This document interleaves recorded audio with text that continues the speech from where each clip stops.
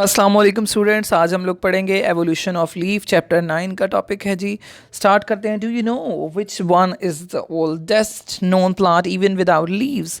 Rhynia without leaf, lycopod with leaves. तो ये इसके क्या हैं आंसर्स हैं। वैसे ये मैंने इन्फॉर्मेशन के लिए ऐड किया ताकि आप थोड़ा सा अटेंटिव हो जाएं कि आपको इसमें पता चल रहा है। एक जनरल नॉलेज का क्वेश्चन है कि सबसे पुराना प्लांट कौन सा है जिसके पास लीव्स भी नहीं थे, तो वो रीनिया था।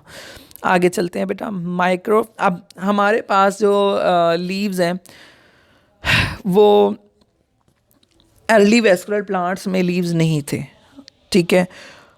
और फिर क्या होता था, उनके जब लीव्स नहीं होते थे तो उनके पास डाइकोटोमस ब्रांच्ड इरेक्ट पार्ट होते थे जिस और रूट लाइक राइजोइड्स होते थे बस। तो जो माइक्रोफिलस लीव्स हैं उनको वो हमें लाइकोपोड्स में मिले थे जो इनका साइज़ स्मॉल था और लीव में सिर्फ क्या थी, अनडिवाइडेड वेन्स थी। तो वो सबसे इजी वाले जो लीव्स थे वो पाए गए थे जी लाइकोपोड्स में। मेगाफिलस लीव्स उसके बाद आते हैं। ये बिहाइंड ब्रांच्ड होते हैं, सॉरी ये ब्रांच्ड होते हैं, यहाँ पे स्पेलिंग मिस्टेक है।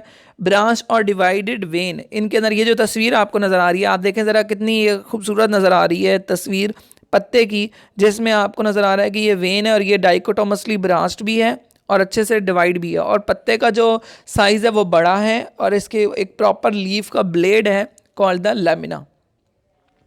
हाँ जी, ये एवोल्यूशन में तस्वीर देख लें। रीनिया की तस्वीर ये है जो कि सिर्फ लीफ के बगैर थी, सिर्फ इसमें ब्रांचिंग होती थी। और लाइकोपोड्स में ये वाले लीफ होते थे, ये बड़ा सिंपल होते थे और इसके अंदर अनब्रांच किस्म का क्या है वेन प्रेजेंट होती थी। Evolution of megaphyllous leaf, megaphyllous leaves कैसे इवॉल्व हुए, तो उसके बेटा ये है कि ना megaphyllous leaves evolve as a result of the reduction of the dichotomously branch system of axes. तो जो ब्रांच सिस्टम था वो थोड़ा कम होता गया और लीव बनते गए। 3 मेन स्टेप्स हैं जो कि मेगाफिलस लीव को बनाने में इन्वॉल्व हैं: overtopping, planation and fusion and webbing. Overtopping ये होता है कि dichotomously branched aerial part of the stem show unequal branching.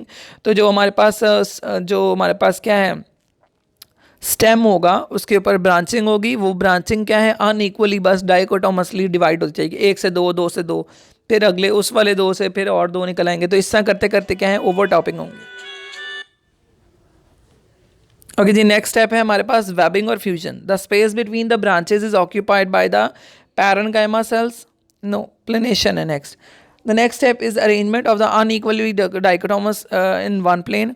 ये जो आपको नज़र आ रहे हैं इनके अंदर आपको दिखाई दे रहा है कि अब उसके अंदर डाइकोटोम हो करना उन्होंने प्लेन बना देना है, यानी कि उसको एक ही प्लेन में लेकर आना है। तो इसीलिए हम इसको प्लेनेशन कहते हैं कि एक शाख है उससे इतनी ज़्यादा शाखें निकल रही हैं, लेकिन उन शाखों ने किस हद तक डिवाइड करना है, इस हद तक कि वो सारी इकट्ठी हो जाएं। जब वो इकट्ठी हो गई तो एक प्लेन सा बन गया। उस प्लेन के बाद वेबिंग और फ्यूजन हो जाती है कि उनके दरमियान में जो स्पेस है वो भर जाता है पैरेन्काइमा सेल से और वो ब्लेड या लेमिना बन जाता है और फर्स्ट लीव जो है वो तैयार हो गया। फाइनली लीव की एक शेप बन गई और तकरीबन 15 से 20 मिलियन ईयर्स लगते हैं एक लीव को इवॉल्व में। तो सारी तस्वीरों की ये आपको नज़र आ रही है डिटेल। ओवरटॉपिंग हुई पहले, फिर प्लेनेशन हुई और फिर वेबिंग हुई। तो इस तरह करके लीव एवोल्यूशन कंप्लीट हो जाता है topic. Thank you so much, अल्लाह हाफ़िज़।